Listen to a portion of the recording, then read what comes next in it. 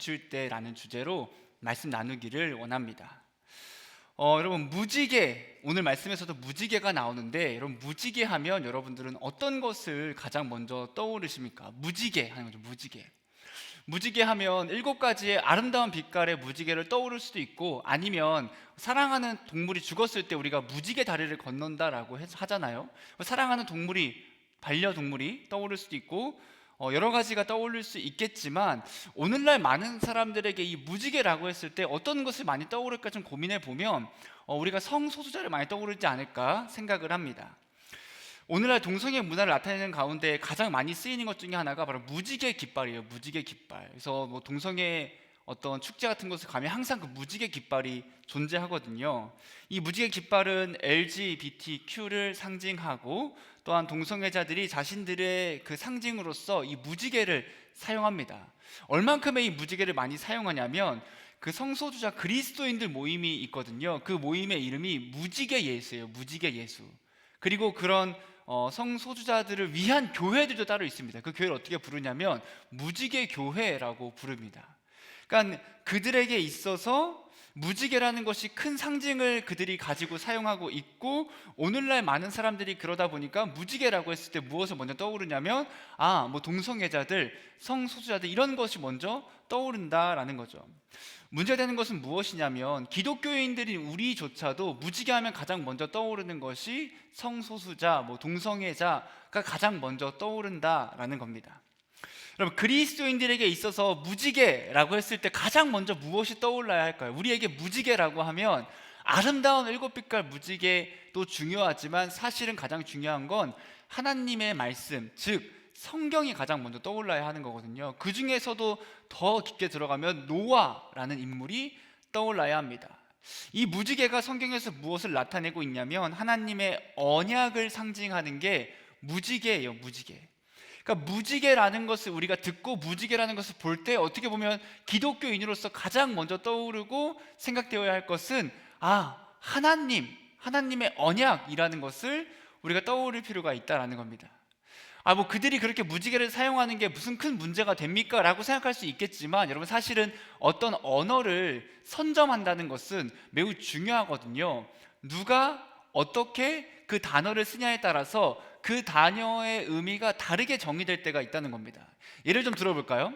여러분, 하나님의 교회라고 했을 때 여러분들에게 어떤 것이 가장 먼저 떠오르십니까? 하나님의 교회 하면 많은 사람들이 이단을 먼저 떠올릴 거예요. 이단을. 제가 여러분들에게 여러분 우리 함께 하나님의 교회로 갑시다 라고 하면 어때요? 약간 뭐야 저 목사님, 왜 우리를 이단으로 끌고 가려고 하지라는 이미지가 떠오르잖아요. 왜냐하면 이단이 그거를 사용하고 있고 그게 대중적인 의미로 자리 잡았기 때문에 생기는 모습입니다. 근데 여러분, 생각해 보면 사실 하나님의 교회라고 하는 것은 이단을 특정하는 것이 아니라 사실 이 세상에 있는 모든 교회가 다 하나님의 교회거든요. 근데 이것을 이단이 사용하다 보니까 우리가 거부감을 갖게 되고 이 의미가 다르게 변질되어 버리는 겁니다. 한 가지 더 생각해 보면 신천지죠. 신천지. 여러분, 신천지 하면 이건 더 명확할 겁니다. 여러분 머릿속에 이단 혹은 이만희 이런 것이 가장 많이 떠오를 거예요. 그런데 이 신천지라는 것의 뜻은 무엇이냐면 신천신지, 새하늘과 새 땅이라는 의미거든요. 이 새하늘과 새 땅은 요한계시록에 예수님이 재림하실 그때에 이 땅에 새하늘과 새 땅이 임할 것이다, 신천지가 임할 것이다 라고 성경에서 말해주고 있는 부분인데, 우리가 이것을 이단이 사용하다 보니까 제가 여러분들에게 예수님이 재림하시면 신천지가 임할 겁니다 라고 하면 여러분들이 거부감이 생기는 거죠. 아니, 신천지가 왜 임하지? 왜 이단이 함께하지? 이런 생각이 드는 겁니다. 그러니까 누가 어떻게 그 단어를 사용하냐가 사실은 매우 중요한 부분이다라는 겁니다. 그렇다고 우리가 하나님의 교회나 신천지 이런 말을 그럼 아예 사용하면 안 되는 건가? 그럼 그것도 아니다는 거예요. 우리에게 하나님의 말씀이 거부감으로 다가오거나 뭔가 이단이 잘못 사용하고 있다 그래서 그것을 회피하는 것은 옳지 않은 방법이라고 생각합니다. 그럼 옳은 방법은 무엇인가? 다시 우리가 그 단어의 그 말의 의미를 회복하고 바르게 알고 바르게 사용하면서 다시 우리의 그 본질적인 의미로 사용하는 게 중요하다라는 거죠.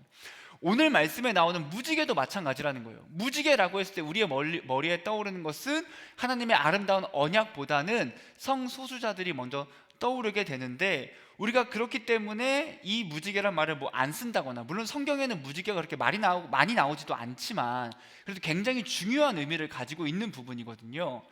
그렇기 때문에 뭐 거부감을 들고 그래서 안 쓴다거나 회피하는 것이 아니라, 중요한 건 뭐냐면 하나님께서 이 무지개라는 말을, 이 하나님의 언약을 어떻게 우리에게 전해주고 있는가를 바르게 아는 것이 매우 중요하고, 바르게 알게 되면 바르게 전하게 될 수 있고 바르게 사용할 수 있게 된다라는 겁니다. 뭐 중요한 것은 무지개가 무엇인가 보다는 하나님의 언약을 오늘 좀 함께 자세히 살펴보고자 합니다. 오늘 본문에 나오는 무지개라는 것이 어떤 거냐면 하나님의 언약을 상징하는 증표가 됩니다. 여기서 중요한 것은, 제가 언약 하는데, 그러면 언약이라는 것이 무엇인가를 아는 게 매우 중요하거든요. 여러분, 성경에서는 언약이라는 말이 많이 나옵니다. 근데 이 언약이 주체가 다를 수 있어요. 그러니까 누구와 언약을 맺냐가 좀 중요하거든요. 몇 가지 대표적으로 본다면, 하나님과 사람이 맺는 언약이 있고 사람과 사람이 맺는 언약이 있습니다. 또는 국가와 국가 간에 맺는 언약 등 여러 가지 언약이 성경에 나오는데, 우리가 그 중에서도 가장 중요하게 바라봐야 할 것은 하나님과 사람이 맺는 언약에 대해서 함께 좀 더 자세히 보려고 하는데, 구약 성경에는 하나님과 사람이 맺는 그 언약이 대표적으로 6가지가 나옵니다. 6가지. 이 6가지를 좀 자세히 살펴보자면, 사실은 한 주 한 주에서 6주, 그러니까 한 언약당 한 주를 할애해야만 얘기할 수 있는 부분이거든요. 그래서 간단하게 이런 언약들이 있다는 것만 좀 설명해 주려고 하는데, 6가지의 언약이 있습니다. 첫 번째로 하나님과 아담이 맺은, 이걸 행위 언약이라고 합니다. 두 번째로 하나님과 노아가 맺은 노아 언약, 때로는 무지개 언약이라도 이야기하고, 하나님과 아브라함이 맺은 아브라함 언약, 하나님과 모세가 맺은 모세 언약, 하나님과 다윗이 맺은 다윗 언약, 하나님과 이스라엘 백성이 맺은 새 언약. 이 6가지의 언약이 구약 성경에서 나오는 대표적인 언약이고, 우리는 이 가운데서 바로 두 번째인 하나님과 노아가 맺은 이 노아 언약을 더 집중해서 함께 나누려고 합니다. 여러분, 언약이라는 것은 우리말로 하면 어떤 뜻이냐면 말로 약속함 또는 그런 약속을 의미해요. 내려주셔도 됩니다. 말로 약속함 또는 그런 약속을 의미하는데, 그래서 어떻게 보면 언약, 말로 약속하는 거구나, 그러면 이 언약이라는 것은 구두 계약 같은 건가? 라고 좀 가볍게 볼 수 있거든요. 그냥 말로 하는 것, 내가 이렇게 할게 너 이렇게 해라고 구두 계약을 의미하는 건가 라고 생각할 수 있지만 전혀 그렇지 않습니다. 언약이라고 번역한 이유가 있거든요. 이 언약은 사람과 사람 사이에 맺는 동등한 계약과는 그 성격이 다르기 때문에 언약이라고 표현하는 거예요. 여러분, 사람과 사람 사이에 계약을 하잖아요. 이 계약은 동등한 상태에서 맺어지게 됩니다. 물론 이 계약 안에 때로는 불공평한, 공정하지 않은 계약도 있을 수 있죠. 근데 어떤 사람이, 제가 성찬이와 계약을 맺는데 나는 성찬이와 계약을 맺을 때 내가 불평등해져야지, 내가 더 손해봐야지 하고 계약 맺지는 않을 거 아니에요. 마음 자체는 평등한 계약을 맺고 싶은데 뭐 상황이 안 좋거나 환경이 안 좋거나 뭐 사기를 당하거나 등등등의 여러 가지 이유로 그렇게 못할 때가 있지만, 사실은 계약이라고 하는 것은 대부분 서로가 동등한 상황 가운데서 동등한 유익과 이익을 취하고자 하려는 게 계약이라는 겁니다. 그래서 계약이라고 하는 것은 상호 합의하에 이루어지는 거죠. 저랑 성찬이랑 계약을 하려고 그러는데 성찬이가 너무 좋은 조건으로 아무리 저한테 제시해도 제가 난 하지 않겠다라고 동의하지 않으면 그 계약은 성립하지 않는 겁니다. 즉, 사람과 사람 사이의 계약은 일방적이지 않고 쌍무적이죠. 서로 상호 합의하에 상호 의무를 지는 것이 사람과 사람 사이의 계약의 특징입니다.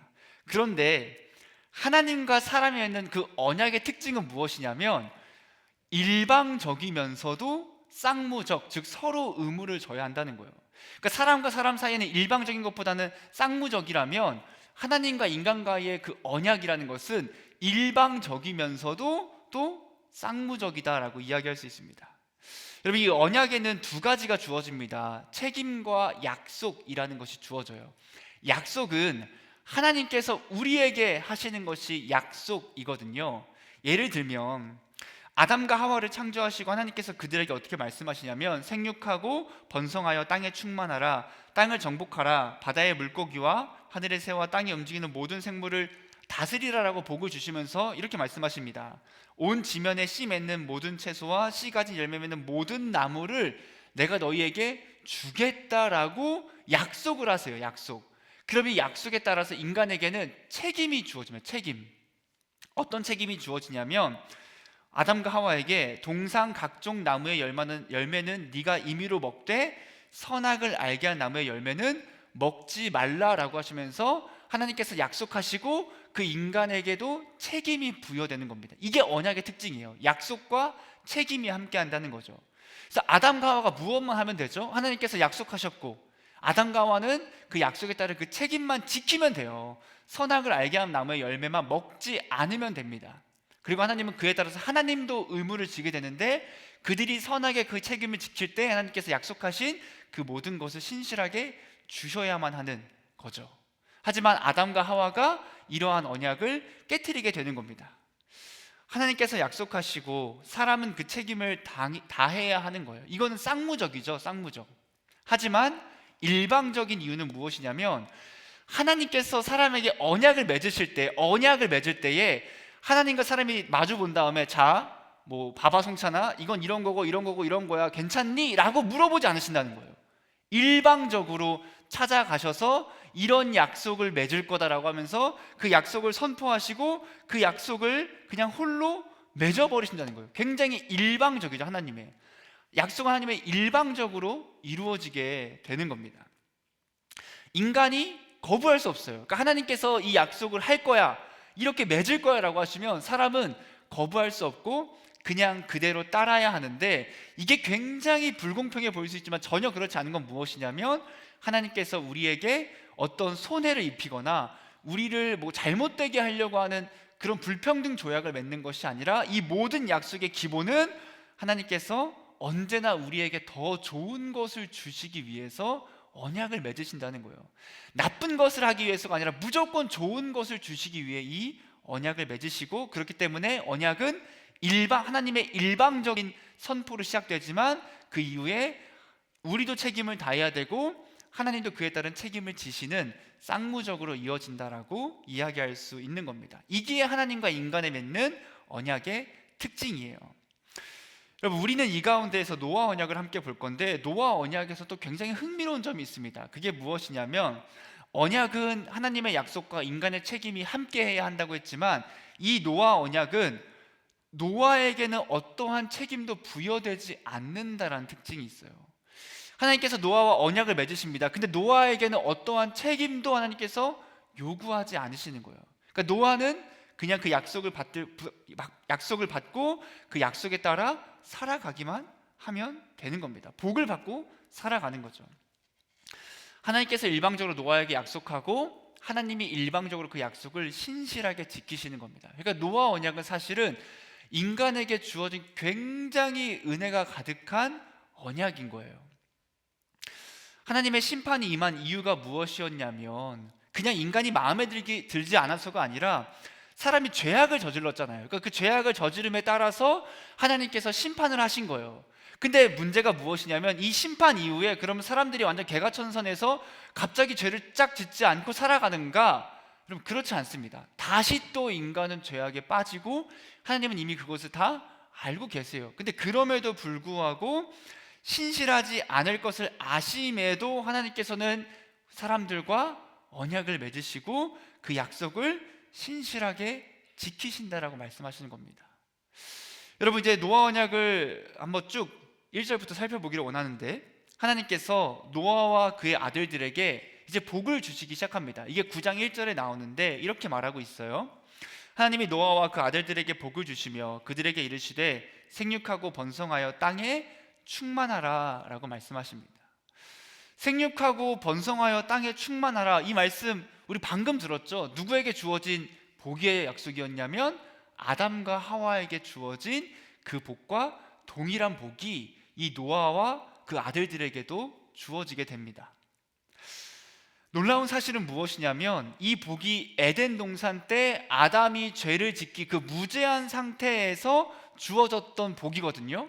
근데 그 복이 주어진 이후에 그 중간에 단 한 번도 하나님의 복이 주어지지 않다가 이 노아 때 다시 한 번 더 하나님께서 이 복을 주신 첫 번째 사례가 이 노아의 사례입니다.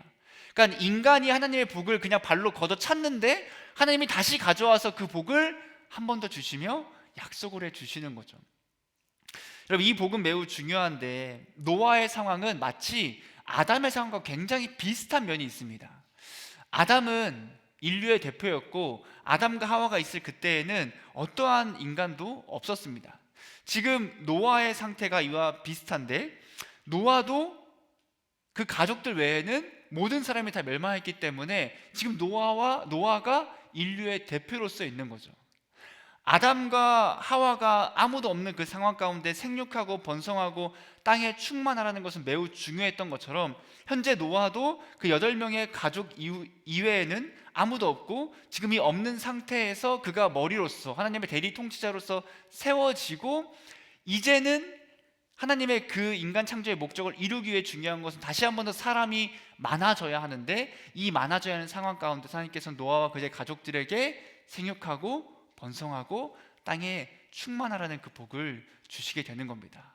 노아가 인류의 대표로서 인류 하나님의 대리 통치자로서 세워지고 그 복과 은혜를 누리며 살아가게 되는 것을 보여주고 있는 말씀인 거예요.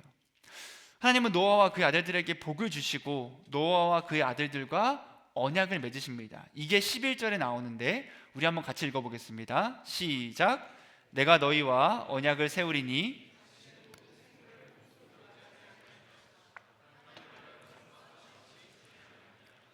하나님께서 노아와 그의 가족들에게 언약을 맺으십니다. 그 언약의 내용은 이런 거예요. 내가 다시는 모든 생물을 홍수로 멸하지 않을 것이다 라는 거죠.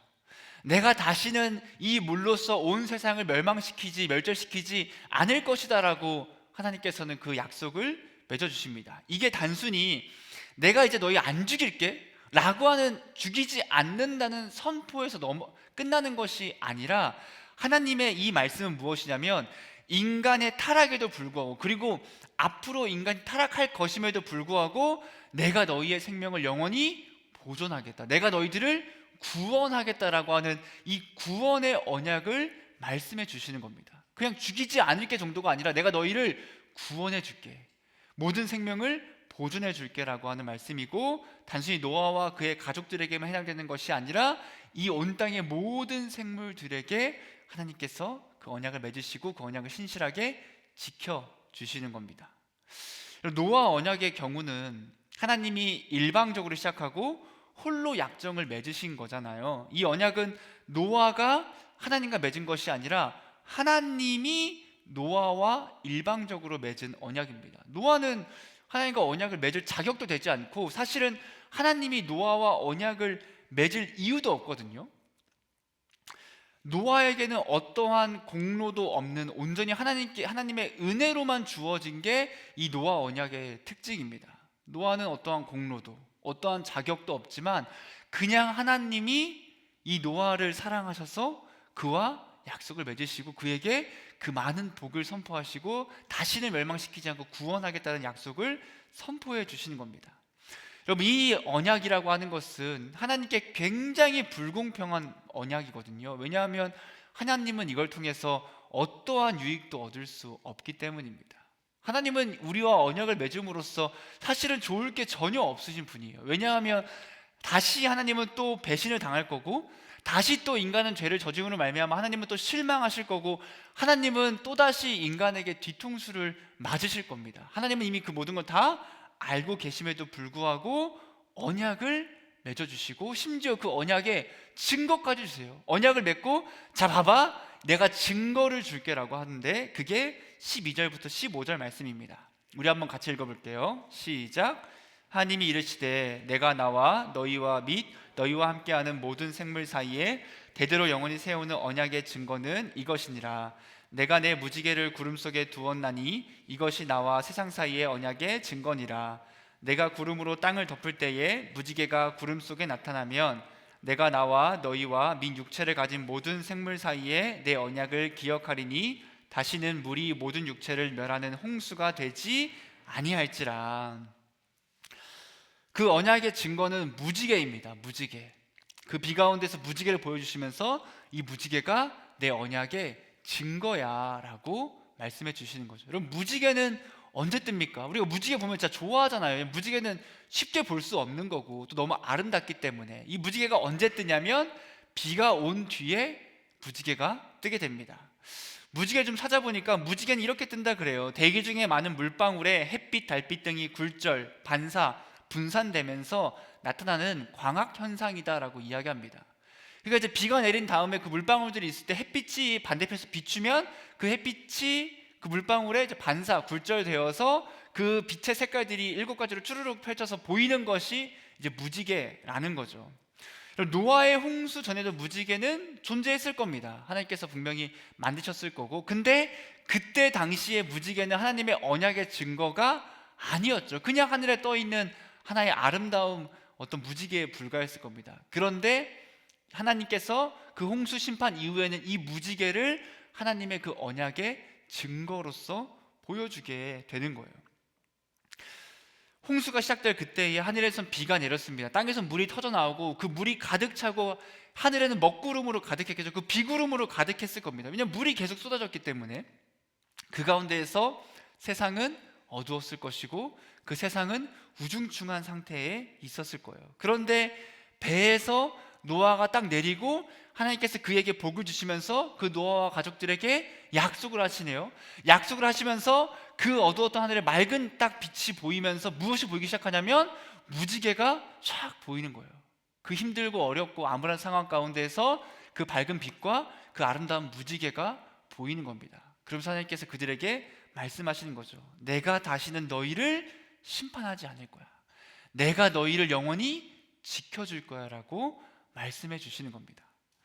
여러분, 이 무지개는 우리에게 어떤 하나님의 뜻을 전해주는지 3가지로만 좀 살펴보려고 합니다. 첫 번째로 무지개는 하나님과의 관계가 회복됨을 의미해요. 이 무지개는 하나님과의 관계가 회복됨을 의미해 줍니다.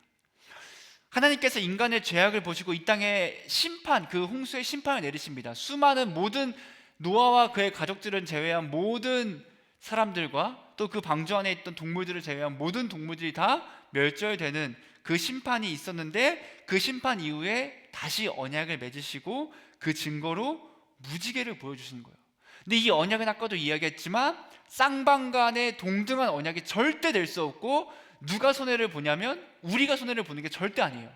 하나님이 전적으로 손해보는 언약을 맺으십니다. 아주 불공평한 언약을 스스로 맺으시는 거죠.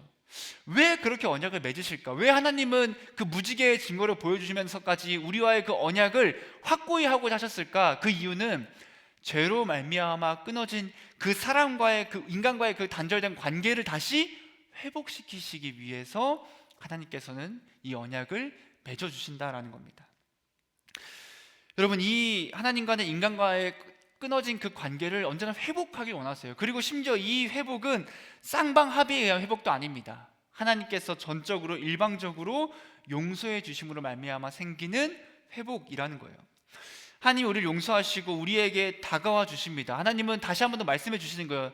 나는 너희 하나님이 되고 너희는 내 백성이 될 것이다 라고 말씀하시면서 그분이 수많은 손해를 봄에도 불구하고 성경을 쭉 보면 하나님께서 이스라엘 백성들과 그리고 그 수많은 사람들과 계속 약속을 맺으시고 그 안에서 관계를 회복하려고 하시는 겁니다. 하나님은 우리와의 그 끊어지고 단절된 그 죄로 말미암아 끊어진 그 관계를 회복하기를 원하시고 회복하시기 위해서 이 언약을 맺으시고 그 무지개를 증거로 보여주게 되는 겁니다.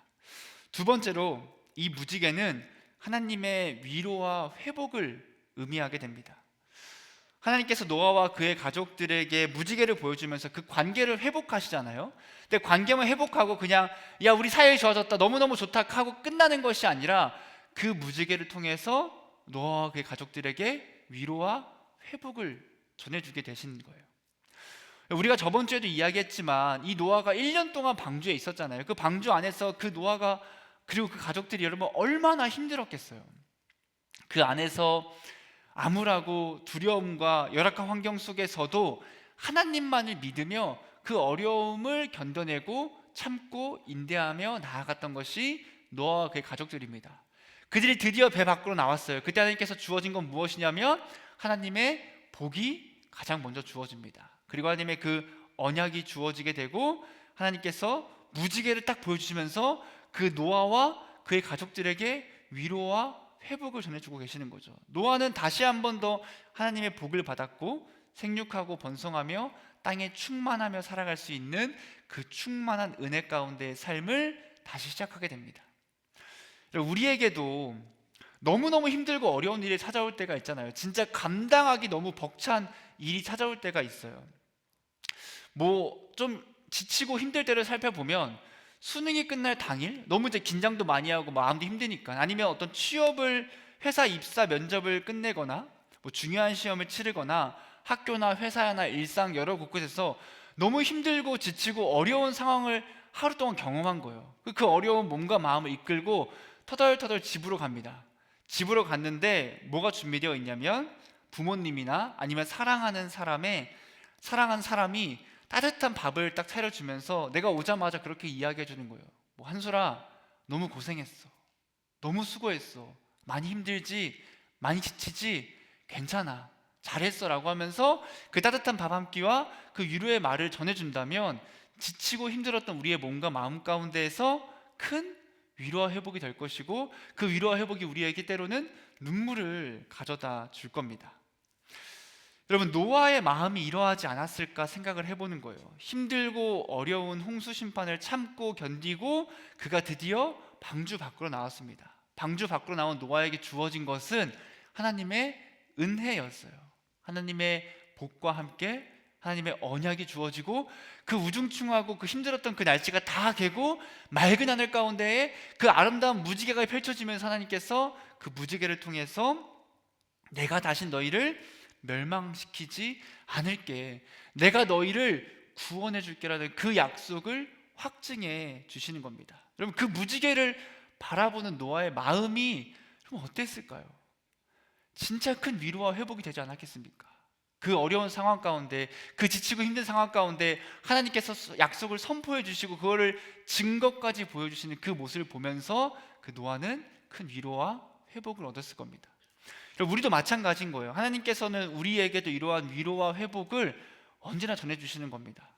우리에게 어두운 먹구름이 찾아올 때가 있죠. 삶 가운데 너무 어둡고 우중충하고 힘들고 암울한 시기가 올 때가 있습니다. 그때 하나님께서는 우리를 내버려 두지 않으신다라는 거예요. 그냥 가만히 힘들고 어려운 상태로 두시는 것이 아니라 그 가운데서 하나님이 빛 그 자체시잖아요. 빛이신 하나님이 그 자신의 빛을 우리에게 비춰 주시게 되는 겁니다. 그 빛이 비추는 순간 우리의 그 모든 먹구름이 사라지게 되는 거죠. 거기서 끝나는 것이 아니라 하나님께서 그 은혜의 무지개를 우리에게 보여주시면서 우리를 위로하고 우리에게 그 회복을 주실 겁니다. 우리 청년들 중에서 분명히 감당하기 어려운 고난과 고통, 진짜 이 노아의 모습처럼 그 막막한 먹구름 같은 하늘을 바라보는 우리 청년들이 있을 줄 압니다. 근데 우리가 그 가운데서도 포기하는 것이 아니라 사실은 정말 힘들고 어려운 가운데 더욱더 하늘을 붙잡고 의지해야 하는 이유는 무엇이냐면, 구름이 짙으면 짙을수록 그 무지개는 구름 속에서 더욱 밝게 빛나고 더 선명하게 보이겠죠. 우리의 삶이 어렵고 너무 힘들고 고난스러울 때 물론 지치고 힘들고 포기하고 싶을 때가 있겠지만 사실은 그 가운데에서 더욱더 밝게 하나님의 그 위로와 회복을 경험할 수 있을 줄 믿습니다. 이런 포기하는 것이 아니라 내 상황이 진짜 힘들고 어렵고 너무 낙심된다면 오히려 더욱더 하나님을 믿고 의지하는 우리가 되기를 소망합니다. 마지막 세 번째입니다. 이 무지개는 하나님의 구원의 은혜를 의미합니다. 무지개는 하나님께서 다시는 물로 심판하지 않겠다는 그 약속의 증표가 되는 거예요. 그리고 노아와 그의 가족들을 향한 구원의 증거가 됩니다. 이제 노아와 그의 가족들은 하나님께서 자신들을 심판하실 거라는 두려움과 그런 암울함 가운데 살아가는 것이 아니라 이 무지개를 통해서 하나님께서 다시는 우리를 심판하지 않으실 것이다. 하나님께서 우리를 구원하셨다라는 그 은혜 가운데서 살아갈 수 있게 되는 겁니다. 이 무지개를 바라보면 그들이 두려움과 어려움이 아니라, 맞아, 하나님이 우리를 구원해 주셨지, 하나님이 나를 구원해 주셨지라고 하는 그 구원의 은혜 가운데 살아갈 수 있는 증거가 무지개라는 거예요. 우리에게 있어서 가장 어두운 비구름은 무엇일까요? 경제적인 어려움, 몸의 아픔, 취업이 안 되고 입시의 불안함, 이런 게 아니라 사실은 우리의 삶에서 가장 어두운 구름은 죄예요. 죄. 어떠한 힘든 상황도 아니라 그 죄가 우리의 앞을 보지 못하게 하고 우리의 삶을 막는 가장 어두운 구름은 죄입니다. 죄. 여러분, 우린 죄인이기 때문에 언제나 그 죄의 먹구름 가운데 살아가게 되고, 죄 가운데 살아간다는 것은 무엇이냐면 너무너무 깜깜하고 어두운 상태에 있어서 나는 옳은 길을 간다고 생각하는데 사실은 그 길이 사망의 길인 것, 여러분, 그게 죄인으로서 죄 가운데 살아간다는 것의 의미입니다. 죄는 우리가 앞을 보지 못하게 만들고 언제나 우리를 사망의 길로 인도하는 것이 그 죄인데, 이 죄라는 어두움 가운데에서 뭐가 비추게 되냐면 빛이신 예수 그리스도가 밝게 빛나게 되는 겁니다. 고린도후서 4장 6절 말씀에 이렇게 이야기해요. 어두운 데에 빛이라 말씀하셨던 그 하나님께서 예수 그리스도의 얼굴에 있는 하나님의 영광을 아는 빛을 우리 마음에 비추셨느니라 라고 합니다. 그럼 예수님은 빛이시죠. 그 빛이 그 하나님의 자녀들에게 비추이게 됩니다. 예수라는 빛이 우리에게 비춰질 때, 그때야 비로소 죄라는 어둠이 물러가게 되고 우리는 구원을 받게 되고, 그 구원의 증거가 무엇이냐면 그건 무지개가 아니라 사실은 무지개와 비교할 수 없는 빛이신 예수 그리스도 그 자체가 그 구원의 증거로서 우리와 함께하게 되는 겁니다.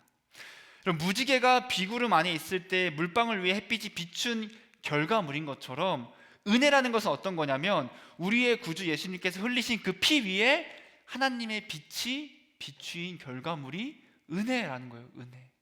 예수 그리스도의 보혈로 말미암아 그의 죽으심과 그의 부활하심으로 말미암아 주어지는 것이 은혜입니다. 그리고 그 증거가 예수 그리스도가 되는 거예요. 노아가 무지개를 보고 하나님의 구원의 은혜를 떠올렸던 것처럼 우리는 무엇을 보고 구원의 은혜를 떠올려야 합니까? 옆 사람을 보고? 성경책을 보고? 물론 말씀을 봐야 되지만 우리는 무엇을 봐야 하냐면 예수 그리스도를 바라보며 하나님의 구원의 은혜를 떠올리고 그 구원의 은혜 가운데 살아가야 한다라는 거예요. 여러분, 죄라는 어두운 배경에 예수 그리스도라는 하나님의 빛이 비출 때, 그 죄라는 깜깜한 어두운 배경 가운데 예수라는 하나님의 그 빛이 비출 때 비로소 우리가 구원의 은혜를 바라보고 누리며 살아갈 수 있게 되는 겁니다. 하나님께서는 사람과 언약을 맺으세요. 하지만 이 모든 언약들, 노아 언약, 행위 언약, 아브라함 언약, 모세 언약, 다윗 언약, 새 언약 등등의 그 모든 언약들은 결국은 한 존재를 예표하는 거예요. 그럼 우리가 매주 말하는 거죠. 결국은 누구를 나타내고 있는 거냐면 예수 그리스도를 나타내기 위한 모든 언약에 불과한 겁니다. 즉, 그 언약의 완성은 무엇이냐면 예수 그리스도신 거예요. 노아 언약의 모든 무지개와 그 모든 언약의 핵심은 다 뭐냐면 그 무지개가 우리를 구원해 주는 것이 아니라 예수님으로 말미암아 우리가 구원받을 것을 전해주고 있는 겁니다. 하나님은 언제나 언약을 신실하게 지키시지만 우리는 그 언약을 언제나 저버리죠. 하나님께서 우리에게 약속하시고 우리를 신실하게 이끄시고 우리를 구원하고 보호하시지만 우리는 언제나 죄를 지음으로 말미암아 그 약속을 정말 신실하게 저버리는 게 죄인된 우리의 모습인 겁니다. 그래서 하나님께서는 언약의 완성이신 예수님을 이 땅에 보내주시고 그 모든 예수님을 통해 그 모든 언약과 그 모든 구원을 완성하시는 겁니다. 여러분, 그러면 예수님이 오셨다고 해서 우리가 하나님과 약속을 신실하게 지키는가, 더 이상 죄를 짓지 않는가? 그렇지 않죠. 우리는 어제도 죄를 지었을 거고 오늘도 죄를 짓고 내일도 죄를 지을 겁니다. 그런데도 왜 하나님은 우리와 언약을 맺으셨을까? 우리 성찬이가 계속 있으니까, 제가 성찬이와 약속을 하고 계약을 했는데 성찬이 그 계약을 안 지킬 걸 알아요. 이 계약을 신실하게 이행하지 않을 걸 아는데, 그럼 제가 계약을, 약속을 성찬이와 하겠습니까? 어차피 안 지킬 건데. 그럼 안 하겠죠. 근데 하나님은 하신다는 거예요. 우리가 약속을 지키지 않을 것을 아시면서도 그 언약을 맺으시는 겁니다. 왜 맺을까? 왜 하나님께서는 우리와 그 언약을 맺을까? 그 이유가 무엇일까? 여러분 사실 너무 간단하거든요. 하나님께서 우리를 사랑하시니까. 하나님께서는 우리를 저버리고 싶지 않으시니까. 함께하고 싶고 지켜주고 싶고 구원해주고 싶기 때문에 하나님은 엄청난 손해를 보면서까지 그 사랑을 끊지 않으십니다. 심지어 이 사랑은 하나님이 포기하지 않으시면 그 누구도 그 무엇도 끊을 수 없다라고 성경은 이야기해줘요. 로마서 8장 38절 39절 말씀 우리 마지막으로 한번 같이 읽어보겠습니다. 시작. 내가 확신하노니 사망이나